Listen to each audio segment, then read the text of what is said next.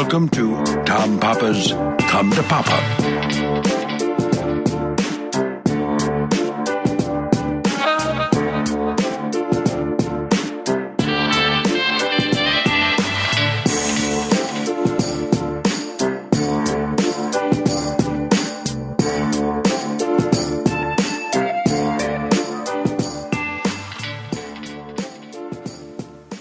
Hey, everybody, welcome to another edition of Come to Papa, your favorite podcast among all the other podcasts. We're so glad you're with us today, here at the end of October. Just a mere week from Halloween itself. Dun, dun, dun, dun. I'm here with Paul at the Come to Papa Studios. How are you doing, Paul? Good. I feel like you're pushing us further and further past October every single time. Well, maybe because every time you come, it's further and further into October. I never even got to enjoy the middle of October. What were you doing? I don't know. I was hoping like this week be the week that we all talk about Halloween costumes and all that kind of stuff. We just started. Yeah, you're like fast forwarding through that. I said we're a week from Halloween. You said the end of October. Yeah, man. What? You know what the date is? Well, I guess it's weird. October 22nd. Oh, yeah. That's true. I felt like it was October 15th still. I feel like you're on drugs. Well, I mean, they are still playing baseball, so that's a little weird. Yeah. But I think we're moving right on time. Here we are, moving towards the end of October. Halloween is a week away. I don't know how much more accurate we could be. I guess there's like a week there that I didn't enjoy the pre-activities. Listen, just because your weird last couple of weeks, who knows what you were doing there at the apartment, getting all kind of strange and playing your FIFA on your new phone. That doesn't mean the rest of us haven't been present. Okay, what have you been doing? I have been right in the moment. I've been in tune. I've been contemplating my Halloween stuff. I've been baking bread. We had amazing shows this week. We're in the middle of the tour. Go to tompapa.com and make sure you check out tour dates because we're coming near you. I don't even know where you are. And I know for a fact we are going to be very near you because we're everywhere. Yeah. Livermore, Dallas, Spokane, Washington, all just this week. Yeah, Kansas City, Austin, San Antonio the following week. Yes. Cleveland the week after that. New York City. I don't know what more you want. Yeah, it's amazing, man. You keep waiting for us to come to you. Well, we're doing it. So you better show up. And don't say, hey, when are you coming to St. Louis Obispo? We're just there. We were just there. Beautiful theater, 800 people, gorgeous, fun time, kick-ass shows. Then we cruised down to Thousand Oaks, California. We had a great show there at that beautiful theater. So listen, we're doing our part. We were in Fort Lauderdale the night before. Right. That was a crazy day. We woke up in Fort Lauderdale. We took a flight. We landed in L.A., got in a car, 3 hours up to our good friends at San Luis Obispo. And we walked in there fresh as a daisy. Yeah, that was an old school, no hotel room, just jump out of the car. Straight onto the stage. Man, we would have been a little fresher. We would have stopped in for a quick shower or something beforehand, but we had a horrible driver from the airport. Nothing could go wrong on this day. We needed the flight to go smoothly. We needed to get home to get our car. We needed to get up there with 3.5 hours of Friday traffic. But it would all work out. It'd all be perfect. It'd all be fine. We'd have a little breathing room as long as everything went smoothly. And we got to the airport, And I'm not even going to mention the car company that picks us up all the time because they are flawless. They never let me down. They're always on top of it. But this day, of all days, the one day, we need nothing to go wrong. We end up with a driver who literally should be put in prison. Not because I'm saying he committed a crime, but he just does not know how to function in the world, and the only safe place for him and the rest of us would be to be in jail in a tiny little cell and just staying out of the way of everybody else. That way, if he annoys someone at the cafeteria, someone who created a shiv out of a spoon can just end it, and we'll all be done with this buffoon. A horror show. An extra hour to an hour and a half. Yeah, that delay. was crazy. First, he's not in the terminal. We're calling him. He's not picking up the phone. We call the company. They're trying to find him. They can't find him. Should we Uber? What are we doing? Paul's chatting it up with his comedian friend in this conversation. I'm frantically going off on the phone, trying to track down this buffoon. Then he gets on the phone and says, I'm in the other terminal. All right. And then he asks me, should I just come and get you? I'm not that far. All right, well, where's the car? Maybe you should just get the car. Well, that's the thing. My car is in Terminal 7. So I'd have to get you and then and then we have to walk over. And it's not that far, but it's through the other parking because the other parking was, just get the car. Sitting there waiting. Then he gets in the car, and he is driving with his cell phone in his hand the entire time, looking at maps to figure out how to get out of LAX. My daughter's been driving for a week and a half. She would be able to find her way to LAX and back, no problem. This guy didn't know where he was going. I'm on like a business call through traffic. I'm annoyed. And he just doesn't even know what exit to get off. What I'm muting so the person on the other end of the line doesn't realize I'm dealing with this. Please just take this next exit. Unmute, back to my conversation. 2 seconds later, I'm sorry, so you want me to take this next exit? Just, oh my God. Take the next exit. And he takes the exit. We get within 50 feet of the house, I would say. Yeah. We're now a good hour and a half behind in our schedule. We're not going to be able to do it. We're going to have to just run out of this car into my car and just go. Mm-hmm. Don't say hello to the dog. Wave to your wife. Just try and make this show in San Luis Obispo. We took care of everything. We did everything we were supposed to do. And now another human being is messing us up. And it wasn't, like we said, if it was a natural disaster, if it was something out of everyone's control, you just kind of roll with it. But when you know it's just an incompetent jelly brain of a person ruining everything and making the mistakes, that's what kills you. We're 50 feet from the house. There's a T intersection. Just go straight. He starts turning right. Straight. I'm still on the business call. Straight, muting. Just go straight. I never yell at people. Straight. Oh, he goes straight. And I say, then you go and it bends to the left. We're the first house on the left. He starts going directly into someone else's driveway that is not even close to left. It's a little to the right and straight. And he just in the garage, in the driveway. By the time we got him to park, it felt like the last 50 feet took about 45 minutes. Yeah. No traffic, no nothing, just him being a buffoon. We just whipped our bags out, ran into the car, and went. And it took us probably an hour just to shake off what that man did to us. Right, after being on the plane for 5 hours. No sweat, no problem. We got up early, did the shows the night before. We're doing everything we're supposed to do. We're on top of it. We're responsible. Everything was flawless. And then you run into just a guy. You wouldn't want this guy taking your order at the coffee shop because he'll ruin your whole day.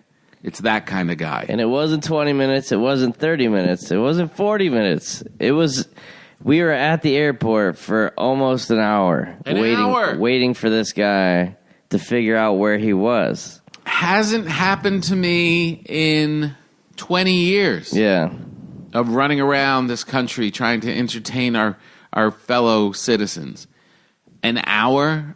Are you kidding me? When I had no money, and look, my philosophy has always been, from the time I started, any extra money I have will go towards travel. That is an expense that'll have to be accounted for. I'm not going to go out and try and find taxi cabs. I'm not going to go. This is business. I've got to take care of this. I'll pay for it. And you start out in New York City as a young whippersnapper, having no money, just going with the cheapest car service they could have. In New York, it's like 6666666 or 18 or 1777, like Carmel or whatever those awful ones were. And even the only one close to this was when I was waiting to be picked up in New York. It was one of my first gigs on the road, and a guy pulled up. He's late, and I'm calling, and the company. This was a bad company. I didn't expect anything at the time. And a guy pulled up in a giant 1970s station wagon with paneling on the side, blue muffler, comes up late, and I'm like, that can't be it. And it was one of those Sikh drivers. You know, the Sikh, they have the long beard and the turban. And he's just sitting behind the thing. And I was like, this can't be my car service. And it was my car service. Since that ride, there has not been anything as disastrous as what this guy did to us on Friday. Yeah, and there might be people that say, hey, why don't you just take Uber, Tom? Well, this is the exact reason that you get a car service. So when you get to the airport, you can leave right away. They know where they're going.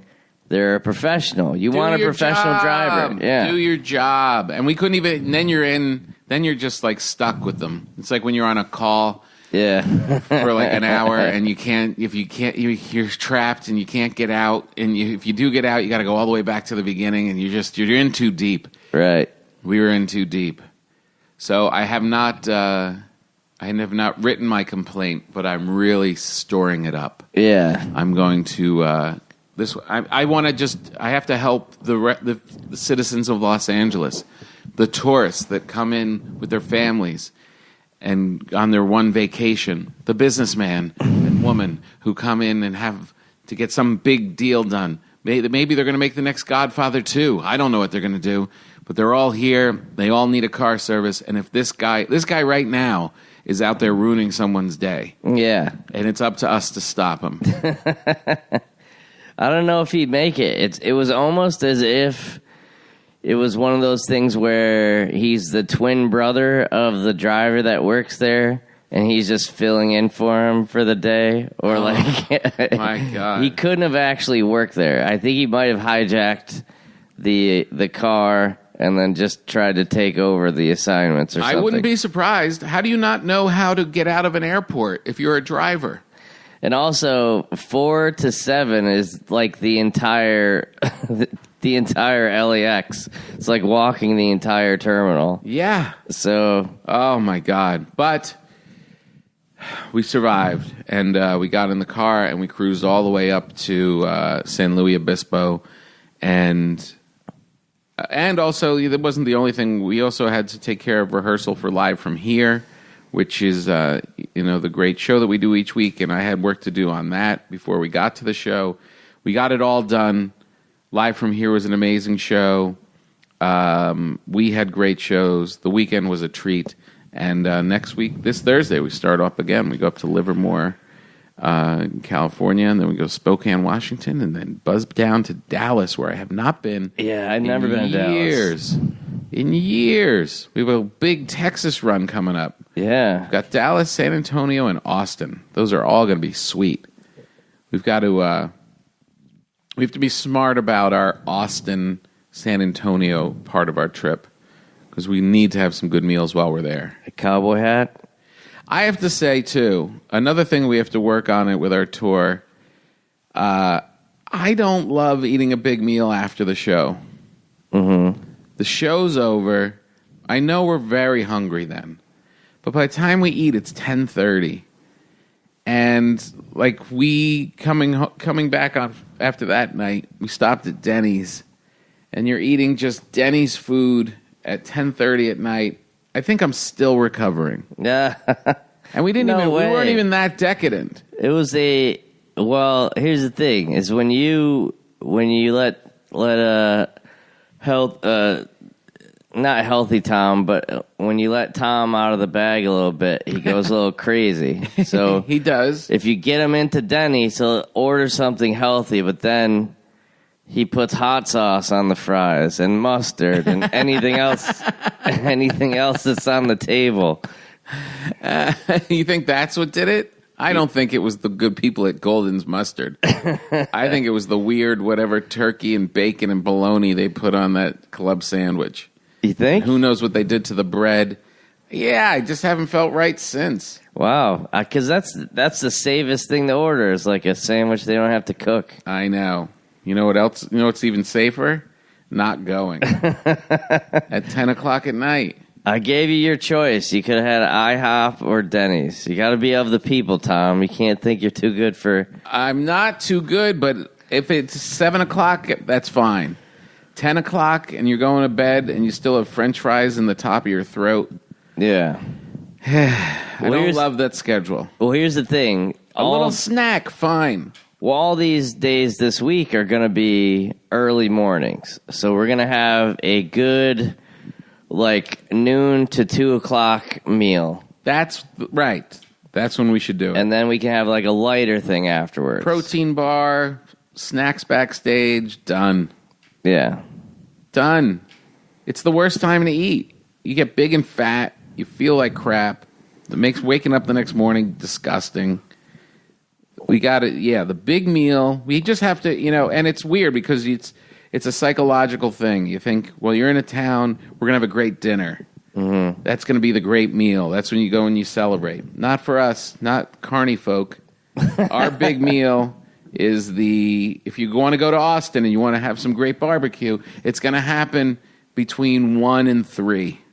Yes. And then you recover and you go to your show and you do it. And that was your experience for us traveling. And that's because normally it's similar to like playing in a basketball game or a football game. You can't eat right before you go on stage. That's what people always think. Like, hey, want to grab dinner an hour before your show? No. We can't do that. I'm expending energy. It's not even the eating. It's just the sitting there and talking and all that stuff. It's, Yeah. It's an energy dump that should be going towards the show. Yeah, it was funny. I was just, I posted something today. I don't know if this ever happened to you when you played football, Tom. Yes. I went to basketball camp and they played these tapes, which they had everyone lie on the gym floor and close their eyes, and they played this tape, and it was basically like an affirmation / meditation tape. And Nice. It was just like this guy with a really weird Long Island accent saying, "You are the best player. You will make every shot. You are the fastest." And it was like 20 minutes long. I don't even know what kind of company made it, but I brought it back to all my 9th grade buddies, and we did it as a goof one day. We all laid down in the locker room and played this tape, and we won. So it became part of our ritual. And I was like, wow, I bet you that actually helped us. Yeah. That was, mentally prepare. Kids, I don't know how many years ago that was, but we had to be way ahead of the curve meditation-wise as far as being in ninth. People are just starting to get into that. How many kids in 9th grade cannot have headphones on for 20 minutes and just lay down and meditate or listen what's your to point? Well, I think that's what you need before the show, because that was one of your things was to are you still meditating, or is that something that you're still doing? I haven't missed a day of meditation Oh, I thought you were going to say you hadn't done it. in 3 years. Really? Yeah. That's pretty amazing. Not one day. That's what I did right before you got here. What did it say on the door, on the handle? Did you see that little thing? Oh, no. That little thing, that little sign on the door says, I put it on there like a do not disturb. Tom's inside his head now. I'll show you.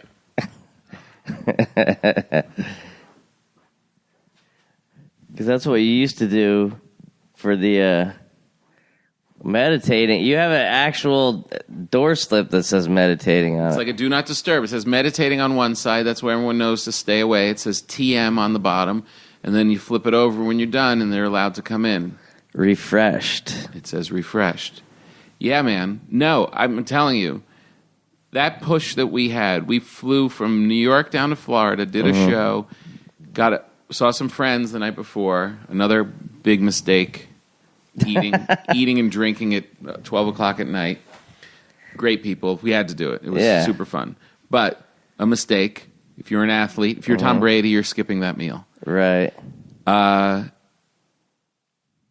Get up at 7 o'clock the next morning and take that flight and the whole San Luis Obispo thing. I'm not going to rehash it, but that's a huge day. That is a 20-hour day culminating with us standing on stage in front of 800 people, making them laugh.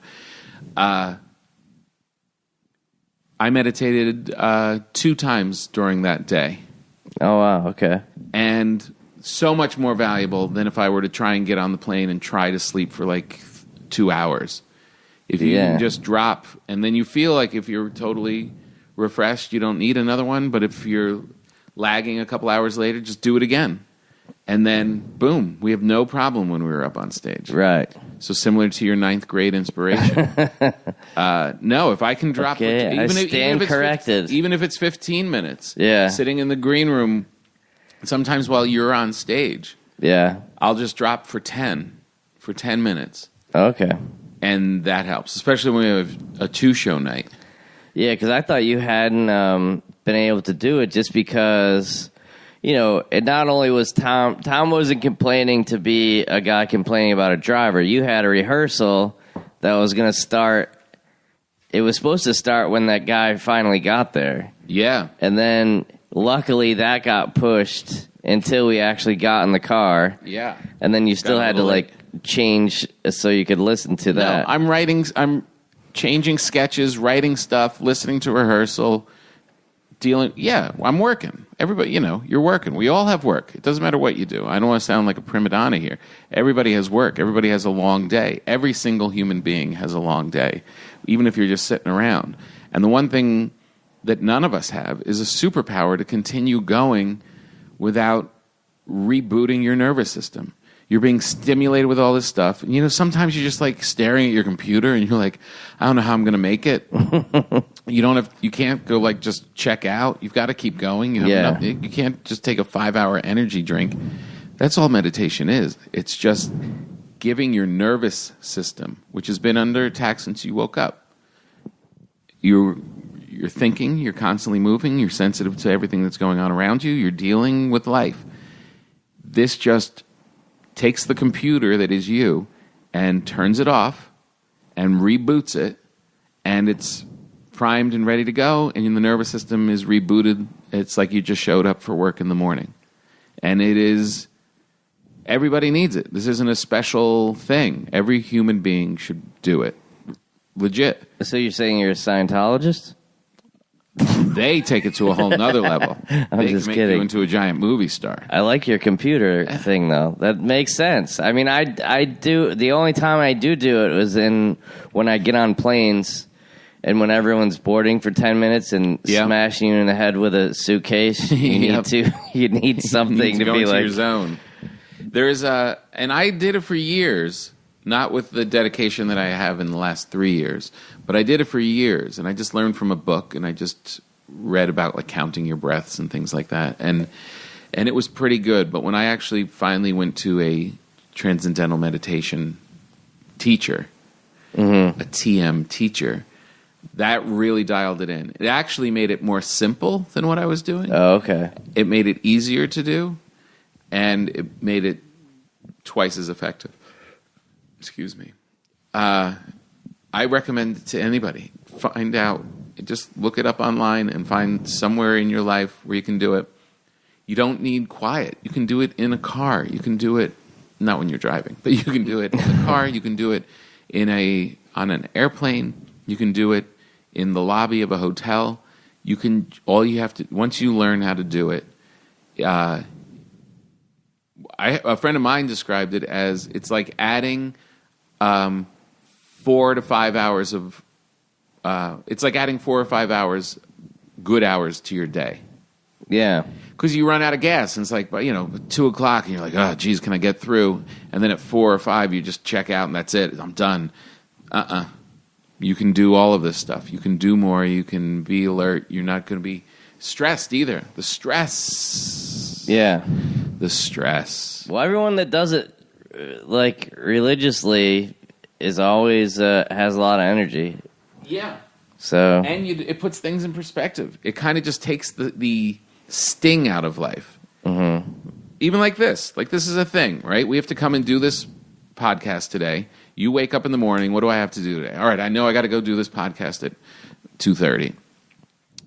That's a thing. And you got to go do it. You got to deal with it. You have a responsibility. It's going to be, you got to plan it. You got to figure out what you're going to do. You got to go. And if you're stressed, if you're in a stressful mood, mm-hmm. and you're fried, and your nervous system you had shitty night's sleep, you didn't eat great, you're stressed. Coming to do something as fun as this is difficult in those circumstances. Yeah. But if you woke up after a horrible night's sleep and you meditated for 20 minutes before your day started, I guarantee you when the time comes around to do the podcast, you're not sweating it. You're not stressed about it. You're just going off and doing it. Right.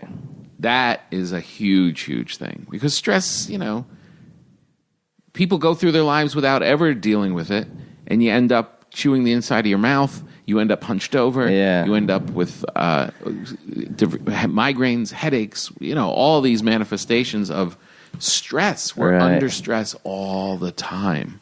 And this is a thing that just diffuses it. Yeah, you had your make-believe back thing before you started doing it all the time, right? Yes. And have you had any problems with that since? No. Since that was a slightly different thing. The cupping incident? Yeah. No, that was about 2 or 3 years ago, I think. Yeah, for sure. No, my stress level no, you're right. That was also a thing of dealing with pain and realizing there wasn't an injury. Right. That it was coming from stress and coming from just being kind of like aware of it. That was a Dr. Sarno kind of thing. Yeah, that was like everyone says, well, not everyone, but like people always tell me they have like back problems. Mm-hmm. There are always people that are super stressed. Like anybody that's trying to deal with it is like, it's almost always, people are going to think that we're making this up, but there's a whole book based on it. Like people Dr. hold Sarno. this stress in whatever, and it kind of manifests in stress, back problems, grief, all of it. And your brain knows that it has to take care of that, and it can't. But what it can deal with is a pain, a knot in your neck. That your brain starts focusing on, and then you actually physically constrict your back or your neck, and that actually stops feeding oxygen to it, and you actually end up with this pain. Right. When you realize, no, it's just my brain. I am angry. You don't even have to cure it. You just have to be aware that I'm angry. I've got stuff built up. I don't know where it is, what it came from, but that's what that pain is. Yeah. That's what it is. And just keep reminding yourself of that. It will relax, and you'll. And you could just look at yourself, even the way somebody drives when their like arms are all tensed up and their like neck. It's like, dude, you got to relax. And they're like, what? Yeah. No, it's very little subtle thing. You don't realize how sensitive we are.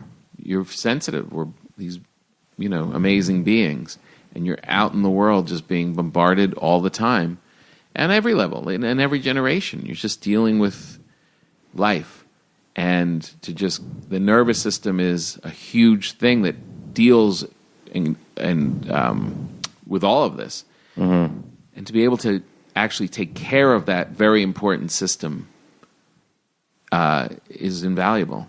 You can eat better, you can do things physically, you can do all this other stuff, but your nervous system, how do I help that thing? That very important tool that is working all the time. This is how you do it. Well, so does that help you sleep, or does that help you get up in the morning, meditating? It doesn't help me sleep. But you do sleep well. No. Oh, I thought you did. I sleep pretty well, but I sleep with another person. Yeah. I sleep next to another human being. And the problem with sleeping next to another human being is you both have a 50-50 chance of having a good night's sleep. So right. Those odds are pretty high, probably.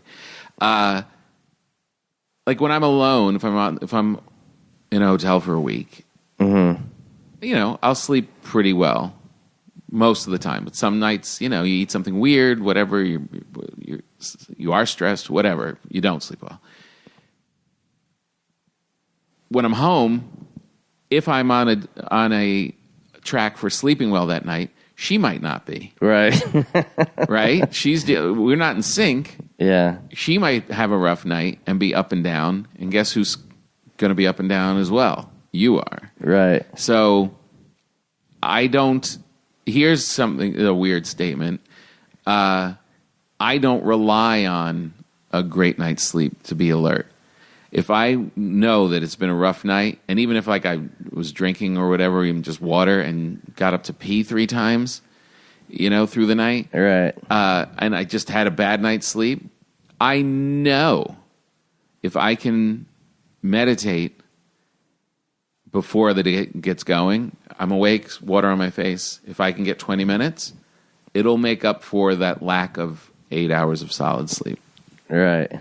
That's a big thing. Well, most married people, there's always one person that can completely just zonk out no matter what, and then the other person is like the one that's always awake. Yeah, sometimes. But life hits you, and, everyone goes through different things emotionally. Then you also have your physical things. Then you get a little older, and what you drink and eat has a big effect. Sleep, I don't rely on it. Physically, there are things that why sleep is very important. But if I know I have a big meeting at 2:00 that day and I didn't have a good night's sleep for whatever reason, I know that as long as I can meditate, I'll be in good shape by 2:00. Where before you're just down in coffee and trying to jack yourself up and eating dark chocolate and whatever you can to keep yourself up and going. I'm telling you, it is. It's not a hokey, hippy-dippy thing. It is a real practical practice that I think everybody should do. And that's the only reason that you didn't kill the driver, I think. 100%. 100%. If it was 8 years earlier, I'm strangling that guy with his necktie. Yeah. And screaming at him, and I would have been through the roof. Yeah. And I was pissed. Yeah, I've only seen you maybe once when they were running you through like 19-hour days on Boom. Was probably the only other time that you could see Tom's getting a little ticked off. Yeah. And you just get short. Everybody does. But I mean, I'm telling you, if you can do the TM thing, it just puts without even having to think about it, it just balances everything else out. So I definitely recommend it. The other thing I recommend is baking bread. That's your waking meditation of the earth. That's when it starts getting hippy dippy. Well, the other thing that was interesting with the drive was because Tom had to do rehearsal, I was put upon to drive the Tesla. Yeah, I had to have the laptop out and on a phone call, so Paul, for the first time, took the wheel. I could tell Tom this was like handing over a baby to a stranger. He You have confidence, but you're very nervous. And he was very, I've told a couple of people this, and they still don't believe me about the automatic pilot. People just don't believe it works. Like, yeah, it's kind of crazy. I have a friend that has a Tesla that has never used it. I'm like, why would you? He's like, you use the autopilot? I'm like, yes, all the time. The car drives more than I drive. Yeah. Especially like everyone knows the stop and go traffic that you're in. If you put the autopilot on, it basically follows the car ahead of you. Yeah. So if there's a big gap, it speeds up fast and then it'll slow down before it hits the car, obviously. But every instinct that you have is telling you to hit the brake. Yeah. And not just watch this computer do it. And it's a really freaky thing. Yeah. Did you get used to it? Not really. Like, you didn't even get used to it. You got worried once because it does. When you were driving? Yeah, it does. Because I didn't know. The only reason I didn't know is because I didn't know if you had it on autopilot. Right. It was wiggy. It wasn't. Sometimes it's like a computer. It's and this is not to replace your driving. Your hands are on the wheel. You're alert. Any guy that's messed up with the autopilot was expecting it to do too much. Mm-hmm. It's a computer. It's an iPhone. Some days your beautiful phone just acts up and it doesn't do things, right? You hit the button and it's not responding. Yeah. The Tesla on that trip was not all dialed in. It was accelerating. Right. You're always safe, but the thing I think you're not safe with is the people behind you. Right. Because the car, all of a sudden, it's got 5 car lengths in front of it. And it's the autopilot set at 65, and it sees it's got room, so it accelerates at a pretty quick rate, and then sees there's a car in front of it and jams on the brakes, which it was doing. So the guy behind you is like, whenever you're behind some guy who's suddenly braking, it was doing a lot of sudden braking that day. Yeah, and while you weren't happy with the Tesla was definitely not happy with you, Tom. It took away some of your privileges. I did get in trouble that day. Tell them what happened. So what happens? So I didn't understand what happened.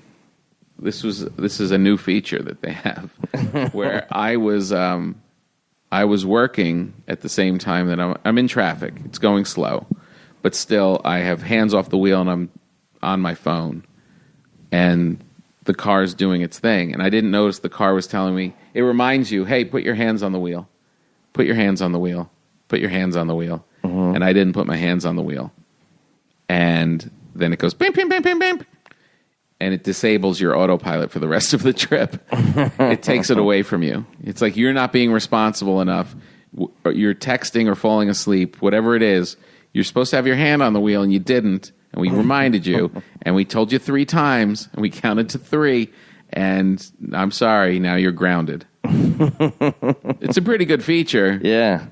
But not for me. I was paying attention. I was just busy. Well, that was the longest day. When I think about all the things that happened that day. So we had that drive. We charged the car. What was so great about it, though, was that we had that.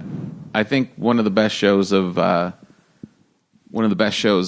tour. Yeah, that was great. Cal Poly. I'll tell you what I was thinking of.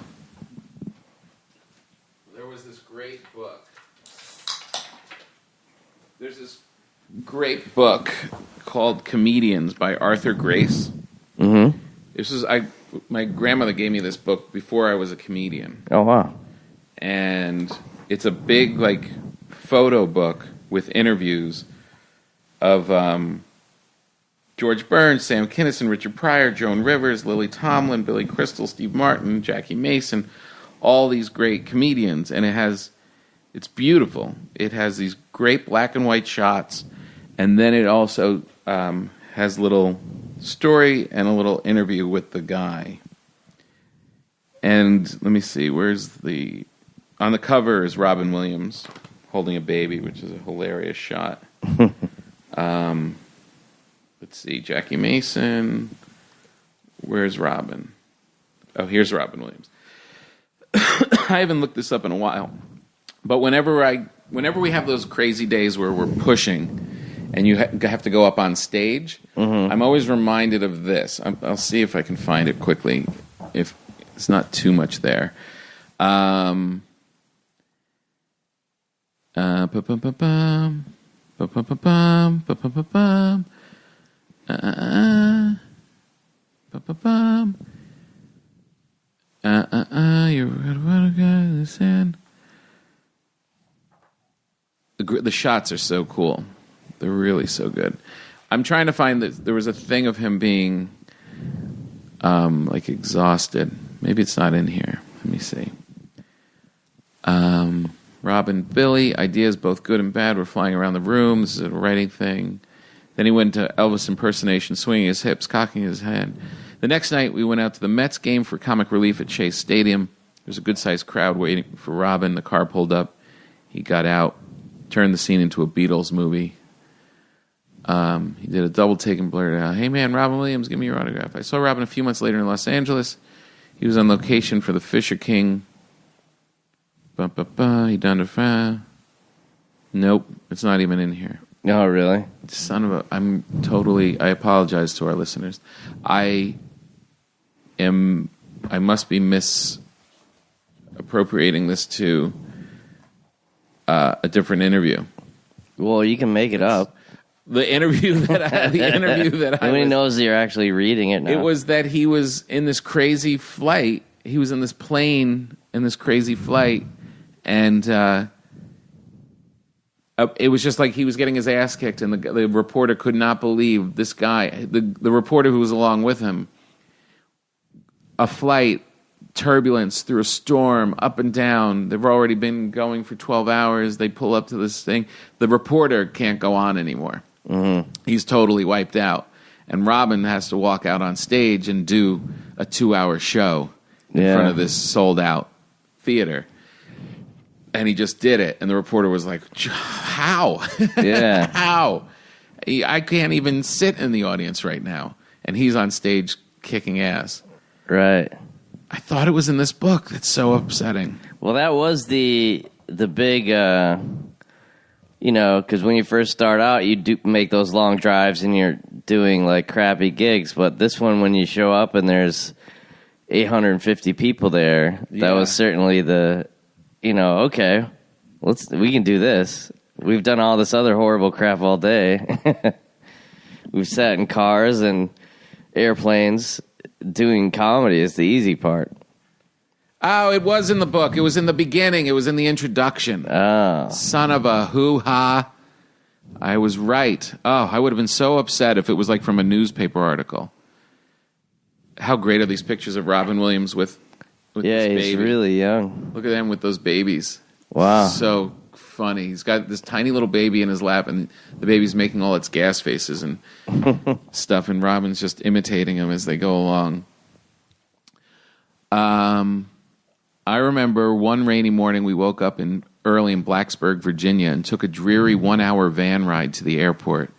This is him and Robin. After a half-hour wait for a delayed flight, we boarded a two-engine cigar tube with no standing headroom. With no standing headroom and no toilet for an hour and 30-minute flight to Cleveland. None of us could wait to get off and connect to our jet flight to Milwaukee. As soon as we landed, we were escorted by airline personnel across the tarmac towards a beautiful 727.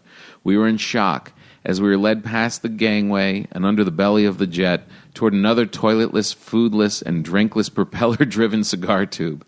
Everyone gritted their teeth and sullenly boarded the commuter special for the 90-minute bladder rattler to Milwaukee. Later that afternoon, still gloomy, we drove from the airport in silence, feeling like a part of a funeral procession, which is probably why David Steinberg, Robin's manager, I didn't know Steinberg managed him, happened to mention that an elderly gentleman they both knew in the entertainment business had passed away the day before. Ah, death, Robin shot back instantly. Nature's way of saying, check, please. That was it. The ice was broken, the laughs started coming, and Robin went on to do 2 great sold-out shows that night. Over the next few years, I encountered Robin from time to time. As a result, I met more and more comedians. They were having plenty of laughs. When I thought about it later, it seemed to me the comedians were underappreciated and underrated as artists. It's the old conundrum. If it's funny, how can it be taken seriously? For whatever reason, comedy is perceived as lightweight, of somehow lacking intellectual throw weight when compared with some other arts. In doing a book of stand-up comedians, my idea was to single them out as a group of artists deserving of special attention and recognition. The way I see it, there is an extraordinary talent married to a high-risk and unforgiving job. And that's when he was already doing movies and stuff too, right? Yeah, he was big at this point. I'm not sure exactly what year it was. But I just love that, just going from horrible plane to horrible plane. You're hearing about death, and then he's going on and doing these 2 sold-out shows. And I always remember that, but this was before I was a comedian reading this, and I just was like, that does seem impressive. That does seem Herculean. Like, how would I be able to do that in if I was in that similar situation? Like, it seems crazy. This was 1991 it came out. Yeah, I mean, he was a movie star for years by then. And Little Tommy Papa was 2 years away from his first set. Didn't happen until 93. Great book, though. Yeah, that's cool. Beautiful Sam Kinison in here. But but that being said, you go and you have that day that we had, and you go in front of 25 people. It might be a little hard to gin it up. But we walked into a beautiful theater in San Luis Obispo with over 800 people. And there's that shared energy in stand-up. And when you have those people looking for a good time and ready to go, that wakes you up pretty quick. Yeah, that's amazing. And you know, when I told you, too, from over the summer, when I was in Iraq and doing shows there, you know, when you're on a plane for 5 hours, that's 100 degrees, and you're just doing a comedy show, and you're with 40 guys that are going to a war zone, you can't complain. You know what I mean? Yeah. So like, right. So when you get off the plane, compared to everyone else, you had an easy day. Yeah. Even though it's probably the hardest day you've had to just go and do a show. Yeah. I think about that even with like businessmen, like when I'm commuting back after like a weekend, and you're done with your 2 days of work, and all these other people are just starting their work, and they're all leaving their families, they're all going to do their whatever, and you know, everyone's got work, everyone's got stuff to deal with, and I'm always impressed with everybody that's doing whatever they can do, except, and I mean the entire planet and everyone I run into and see, except for the driver we had on Friday. That guy should be put out of his misery and the rest of the planet's. And the thing that sucks, if you read this Robin Williams thing, and he ran into that driver, it would be a different story. It would be like, he really was a great artist and was about to do amazing things, and then he ran into Randy, the driver, who ruined the night. Well, I will say this, not to throw everyone under the bus, but we had at least 2 bad drivers that weekend. We don't have to mention where the other one was. Where the other one was? My friend Kevin? No. No, the drive from there. That guy was an idiot too. But at least he was on time. But that guy, he was an old Florida dude who was sitting in an intersection, a busy intersection. He creeps in and then decides to take his phone out, use his GPS, and get the address off of a spiral notebook in his other hand. Yeah, it doesn't say a lot for car services. Oh, my God. The whole point with Uber, you're like, oh, well, people find out that normal people aren't as good of drivers as these car service people. Yeah. But then, oh my 0 for 2. Whew, that was a disaster. I love your idea of dressing up as a ventriloquist and having my dummy be a murderer. Right. I'm going to try and make that happen for my Halloween costume. I could walk around all day, all night, and have this little obnoxious, inappropriate dummy talking to everybody. I love it, and I'm going to work hard at it. I have to find a dummy. I'm running out of time. I totally forgot since our last podcast when we talked about it, but I'm on it. I had a couple pictures I was going to send you because they were awesome. There were 2 movies. I don't know why I can't find it now. But Goosebumps? No. Magic? One of them is Anthony Hopkins as a ventriloquist. Wasn't that in Magic? That was Magic. Oh, you know the movie? Oh, yeah. Oh, okay. That was a really good one. That was a... Did Stephen King write that? I don't think so. I don't know. I just Googled like murdering ventriloquists, and there was a lot of them. There was a lot of murdering ventriloquists. So, Magic. Yeah. And then there was like 2 black and white ones, but the dummies looked really super creepy. There's a really good one in that Goosebumps movie, which was a pretty good kids horror movie. It was a famous kids book and stuff. Oh, okay. A young Anthony Hopkins in 1978. Yeah. Yeah, that was a great movie. I remember that. I don't know if it was hold up, but I remember at the time thinking it was great. 1978. Yeah, and this is a murdering dummy. Here's the other one. This is called the ventriloquist dummy from Dead of the Night. Ooh. It's black and white, but that dummy looks super cool. Creepy. Oh, here's the Anthony Hopkins one. Look at Hopkins. I mean, that was a young, disturbed-looking man. And the dummy... What a career that guy had. The dummy has these big eyes and overalls on. Amazing. Fats... Goldman's novel. It wasn't Stephen King. Fats the dummy.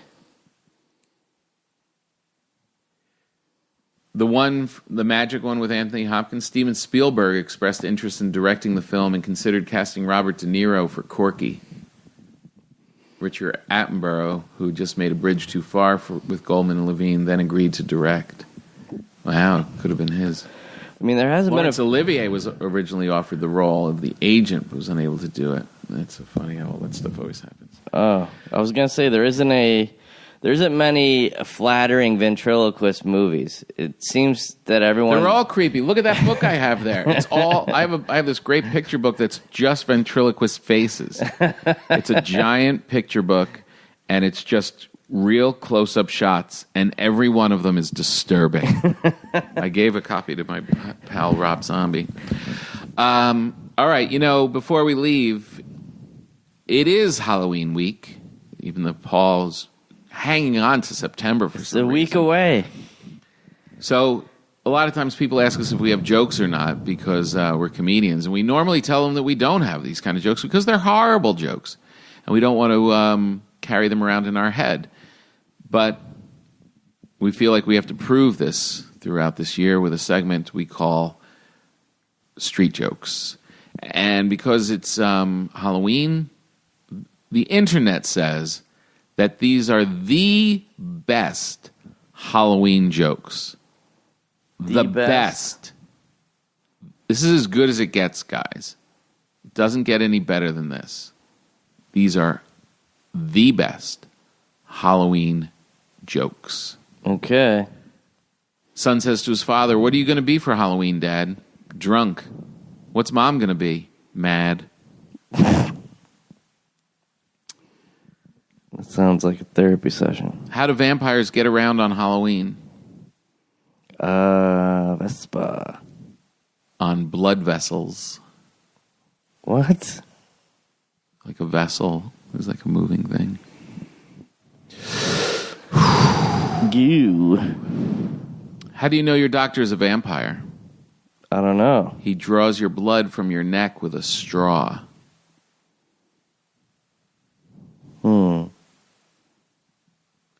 Yo mama is so ugly. When she walks down the street in September, people say, wow, is it Halloween already? These aren't our jokes, people. These are jokes written by, I don't know. It's a shame to even think someone would have sat down with a pen and written these.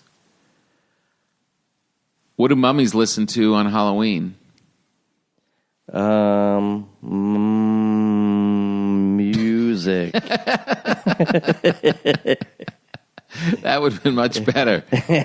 Rap music. Get it? WRAP. I forget what mummies sound like.